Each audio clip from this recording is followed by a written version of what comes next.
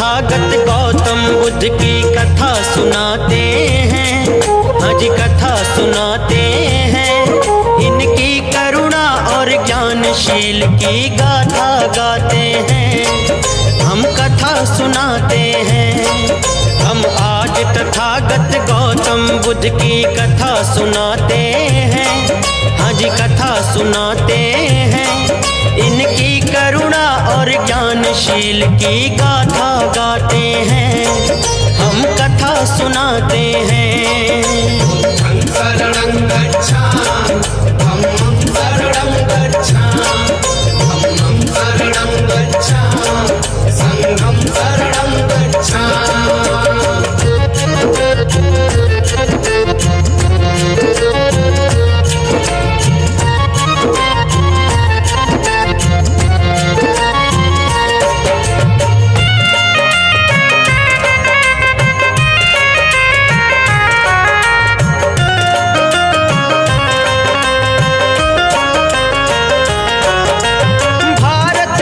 में कपिल वस्तु एक राज कहाता था, जो शाक्य वंश के वीरता का गाथा गाता था। शाक्य वंश के राजा थे जिनका शुद्धोधन नाम, रानी महामाया थी जिनका था बड़ा सम्मान। एक दिन राजमहल में ऐसी शुभ घड़ी आई, गूंज उठा पूरा कपिल वस्तु, बज चारों ओर बधाई। जन्म लिया जो बालक साधारण था नहीं इंसान, भविष्यवाणी हुई ऋषियों की बनेगा ये महान। बालक का जो नाम पड़ा सिद्धार्थ बताते हैं, आज कथा सुनाते हैं। इनकी करुणा और ज्ञानशील की गाथा गाते हैं, हम कथा सुनाते हैं। शरणं गच्छामि धम्मं शरणं गच्छामि धम्मं शरणं गच्छामि संघं शरणं गच्छामि।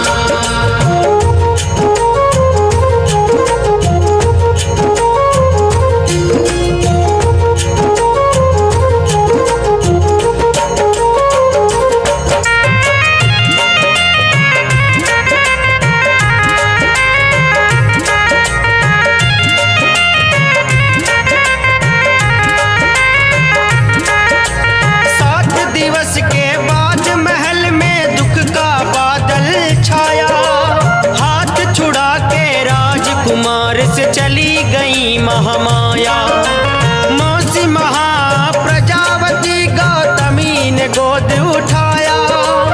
अपने पुत्र समान ही वो गौतम को गले लगाया।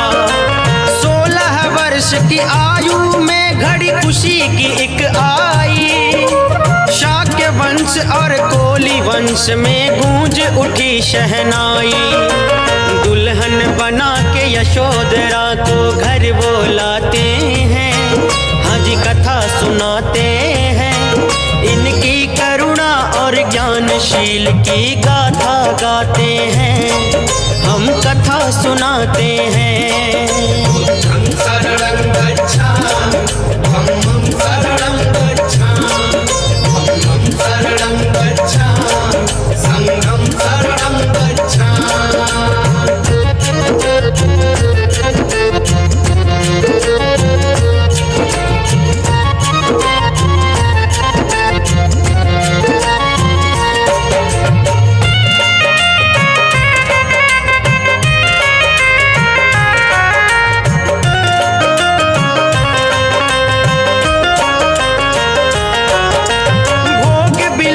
का राजा ने पूरा प्रबंध किया, तीनों ऋतुओं के आधार पर 3 महल बना दिया। दास दासियां सबको सेवा में लगा दिया। कुछ दिन बाद महल में राजकुमार ने जन्म लिया। मोह माया ना बांध सकी उनको संसार की, महलों की ना चिंता थी ना घर परिवार की। एक दिन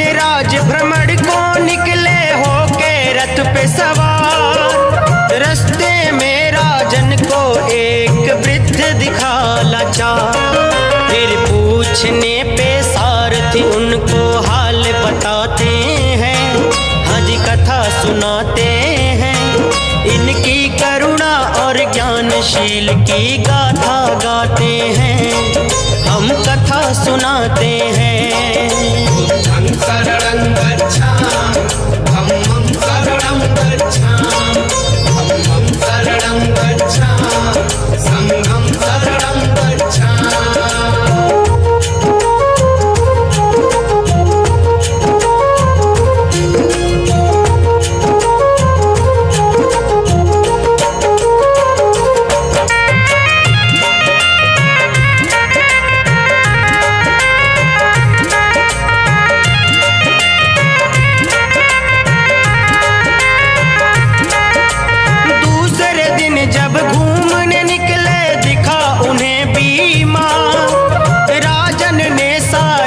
से पूछा कौन है ये लाचार?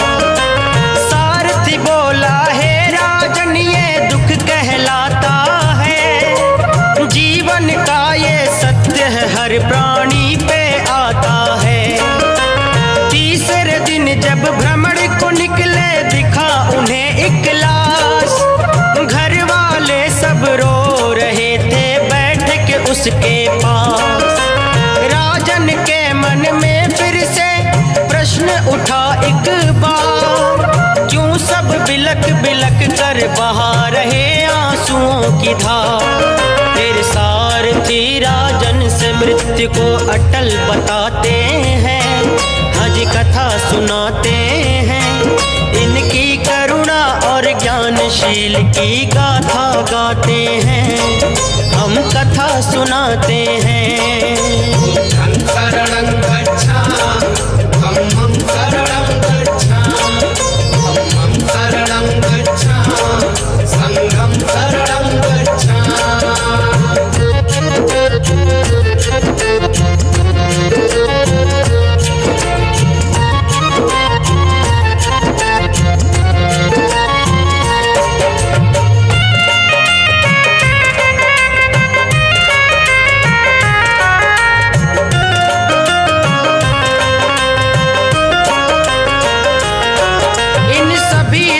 को देख के राजा विचलित हो गए, वापस महल को आए फिर चिंता में खो गए। अगले दिन फिर भ्रमण पे निकले दिखा एक सन्यासी, मोह माया सब छोड़ के जो बन गए थे अविनाशी। देख के राजकुमार का तब मन हुआ खुशहाल, राजपाट सब छोड़ महल से निकल गए तत्काल। राजगृह पहुँचे तप खातिर मिले उदक अलार कला, योग साधना समाधि सीख पहुँचे उर्वेला था। 6 वर्ष के तप के बाद भी वो संतुष्टि न पाते हैं, हज कथा सुनाते हैं। इनकी करुणा और ज्ञानशील की गाथा गाते हैं, हम कथा सुनाते हैं। बुद्धं शरणं गच्छामि, धम्मं शरणं गच्छामि, धम्मं शरणं गच्छामि, संघं शरणं गच्छामि।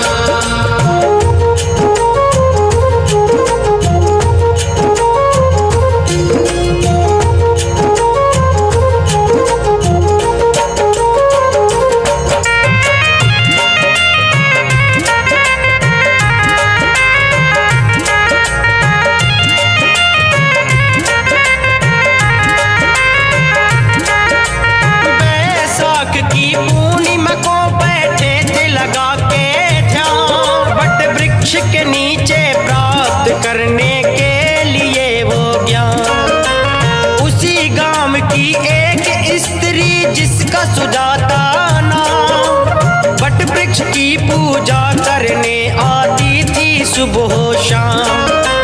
मनोकामना सुजाता की जब पूरी हो गई, खीर चढ़ाने वृक्ष देवता के वो निकट गई।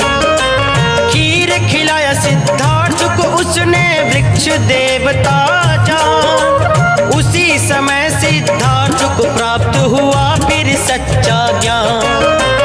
तभी से राजकुमार गौतम बुद्ध कहते हैं, हज कथा सुनाते हैं, इनकी करुणा और ज्ञानशील की गाथा गाते हैं, हम कथा सुनाते हैं। बुद्धं शरणं गच्छामि, धम्मं शरणं गच्छामि, धम्मं शरणं गच्छामि, संघं शरणं गच्छामि।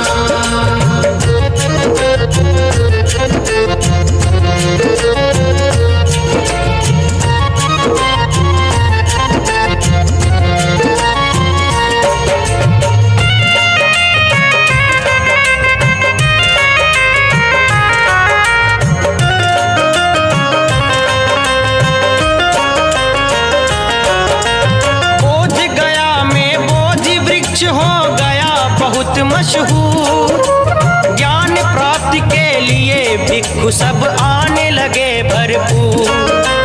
कुछ दिन बाद फिर सारनाथ में दिया पहला उपदेश, होने लगा विस्तार धम्म का देश और विदेश। शिष्यों के संग धम्म प्रचार में कुशीनगर आए, 80 वर्ष की आयु में महापरिनिर्वाण पाए। ज्ञानशील और समता का सबको वो पाठ पढ़ाए, त्रिशरण पंचशील अष्टांगिक का मार्ग दिखाए। पूरे विश्व में गौतम बुद्ध जी पूजे जाते हैं, हज कथा सुनाते हैं, इनकी करुणा और ज्ञानशील की गाथा गाते हैं, हम कथा सुनाते हैं।